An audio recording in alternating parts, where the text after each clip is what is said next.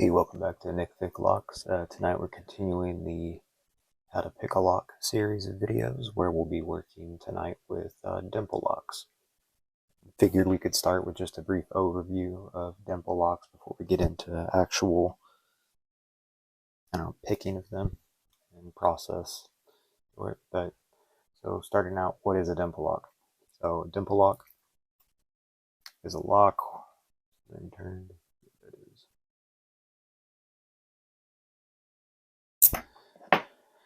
Is a lock in which the pins, or it's really they're named after the key because it looks like little dimples cut into the key, but the core itself, if you think about it against a pin tumbler lock, where your keyhole is parallel or in line with the Bible, on a dimple lock they're going to be perpendicular. And what it does is it creates a smaller space inside of the lock in which to manipulate your picks around to move the pins to get the open. And what it also does is it allows the pin length to be more variable in terms of how much they need to move to interact with the drivers to an extent. And then it also allows for the warding to play a bigger role in getting to the pins inside of there. When it comes to picking them, you can tension just the same way as you would any other lock, where if you can get it to fit, you can come in and tension them like that. Let's get those ones. It's 2 millimeter. There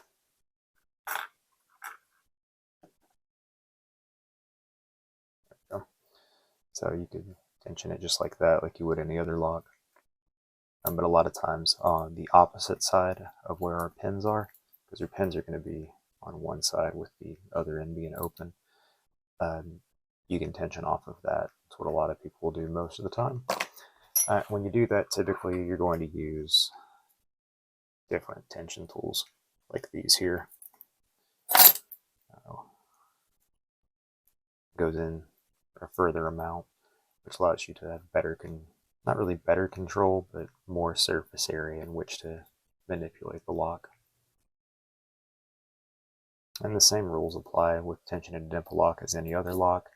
You want a tensioner that's going to fit semi-snugly and allow you the greatest degree of manipulation on the core. And these are all in different sizes here, different thicknesses, as well as different widths. And then some locks like this, I have stacked several together. Zoom in here.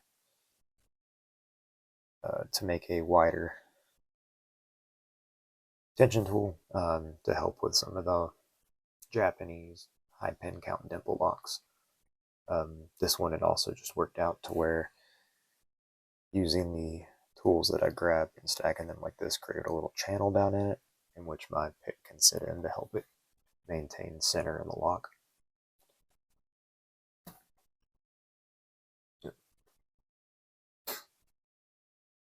Now, most of your dimple locks are going to be like this one. Orientation doesn't necessarily really matter too much for when you're picking it, but how you tension it's going to be dictated by its orientation of the pins or the lock. Locks like this, like I'd mentioned, I typically like to just go in on the side here, just tension it this way. But you'll get into some of the high pin count locks, like this goal GP that I've been working on, and that's when these come into play. So this has 3 rows of pins, left, right, and top. And because of that, I don't necessarily, you can tension off the top, and a lot of people will recommend that. I'm not a big fan of it because I can't see the pins, but I'll tension on the bottom.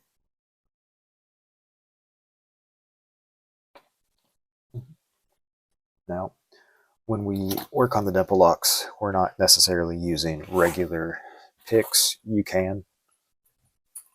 I'm not that good, but so instead of picks, we have flags. Zoom out a little on these. And we have different types of flags. So you have typically left and right facing flags. Yeah, let's grab these. Zoom back in here. So you have left and right facing flags.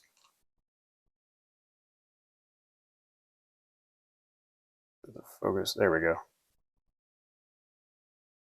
And these are going to, what you use, whether it's left or right, is going to be dictated by the orientation of the pins, your tensioner placement, as well as the warding and the lock that you're trying to get around. But we're pushing onto the pins with the flat side of the flag here, not necessarily the underside. The idea is this will go in and allow us to work around that warding to get the pins. But we are pushing with the flat side of it.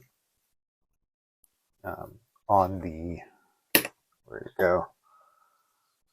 On these locks here, so this would be my right side pick. Stay focused. To get the pins here on the right side. And then this one I would use to go in and get the pins on the left. And then I'd use a standard hook to get the top row of pins.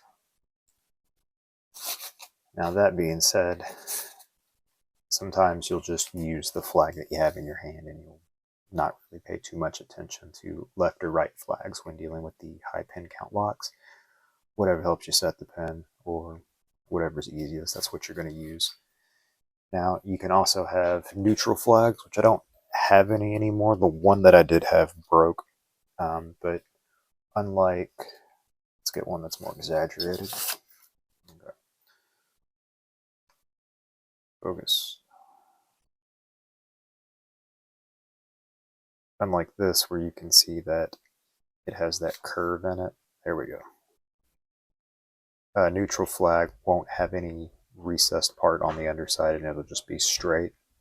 So it will work fine for left or right pins for orientation when using it in the lock. An example of what that's kind of like, though, are the ACAB picks from Moki. And these are made specifically for the high pin count locks, so you can use this to get your side pins or the top pins, or if you have some of the locks will have it where they are at the top left or top right, kind of offset, you know, northwest, northeast, but you can come in and you can manipulate your side pins and then also use it to pick the top pins as well.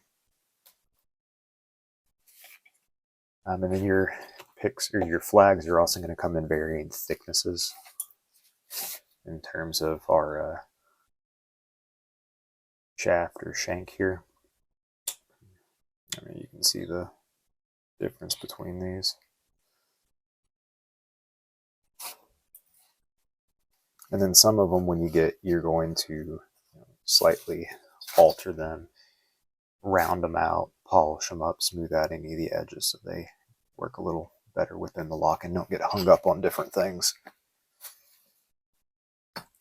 Your three main flag manufacturers, I guess, if you want to count the Moki ACAB set, but you could say there's four, but your three main ones are your Honest Dongs, your Huck flags, and then multi-pick. I think those are the most common ones that people will buy and use.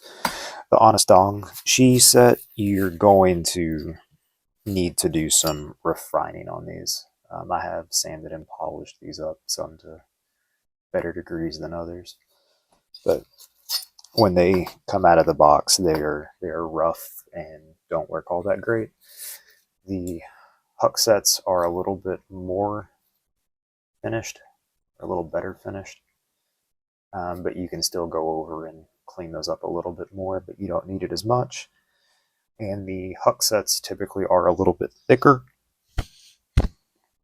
and provide a little more strength when picking. So depending on what kind of lock you're doing and how the pins feel, decide what you want. Whereas the Multi-pick, as soon as you get this out of the packaging, it's ready to go. It's good. It is smooth, it is round, it is highly finished and polished, and you're not going to need to do anything with it. The only downside is multi-pick is going to have a steeper price tag. And then similar, or same thing with the ACAB from Moki, you're not going to have to do anything to these. The only thing that I wish that they offered was a longer profile where before this taper comes in. So should extend it out a little bit further, because sometimes you'll get into the back of the lock and you're buttoned up against the taper here, preventing you from moving it and turning it as much as you would like. Mm-hmm. And then this was a small one that I had made working on a lock. And you can make your own. There's a lot of people out there that do make their own flags. Burn B1 makes Dimple flags that are fantastic. I highly recommend those, as well as any of the ones I've used. Honestly, I really don't use the Vokis all that often, and I don't use the multi-picks that often. Most of the Dimple locks that I have picked have all been with the Honest Dong set, and then with the Huck set. Mostly these four here. I'll get that out the way. All right, now, why would we want to learn Dimple locks? Well, one, because they're fun. Yeah, that's the main thing. And then as we progress through the belt system, you get to the higher ranking locks. There's not that many straight pin tumbler locks to choose from. So learning to pick dimples really opens up your options in terms of what's available for you to pick. That was kind of the main reason that I decided to learn them, was just to give myself more options in locks that I could pick up and pick. But it's also, I think, it gives you a little bit better of a skill development, where the pin doesn't move that much inside of the lock. You have to develop your motor skills and fine tuning a little bit more, and really get a feel for what the pin's doing in the pin states, especially when you don't have a pick that you can, jiggle and juggle a pin with. And they're just kind of fun. I just like them. I don't know. It's when I started picking them, it was, like I said, to open up the options, but now I just like dimple locks. I think they're just more fun than a pin tumbler. And it could be the novelty of it here in North America or the US. We don't have that many dimple locks that are actually in use for things, so they're kind of a novel thing, which I guess adds to the appeal to it for me at least. And you get to buy more tools if you pick dimple locks, so you can buy all the picks you want. And there's so many different pick manufacturers that you're never gonna have want for tools, but the dimple locks, you're gonna opens up a whole nother ball game of stuff you can spend money on in locksport. And then you can make dimple challenge locks and send those to people to mess with them even more. But you really only have three types of dimple locks that you're going to mess with. You're going to have just your normal dimple locks, like this one. This is a Yardeni 6. It's an Israeli lock. You're going to have your multi-locks, which will have different elements. They could have interactive elements, pin and pin, different things. I know a lot of people will use that because you can get those for a blue to brown box, I think. You can get them in that regard. So it's nice for the modularity of it that you can repin that thing to work for different belt rankings. And then you get into the high pin count locks where you're dealing with 2 or more rows of pins from different directions, and their tolerances tend to be a lot tighter on these locks as well. But it's so nice when you're finally able to get these open. I haven't opened this one yet. I've opened it with the left and the right fully pinned together. I've opened it with just the top pinned, and I've been working on getting it with all of them pinned up fully, and this thing's proven to be a task. But those are just some of the dimple locks that are out there and the main styles that you're going to come in contact with. But dimple locks are just something that you're either going to love or you're going to hate. I think it's a good skill that you should learn anyway, but just broaden your horizons here. But next time we'll actually go through picking a dimple lock and what that's like with using the flags and the tensioner to work around the warding and go over all that. So, but figured just do an overview of dimple locks here. Thanks guys for watching, and I'll catch you next time.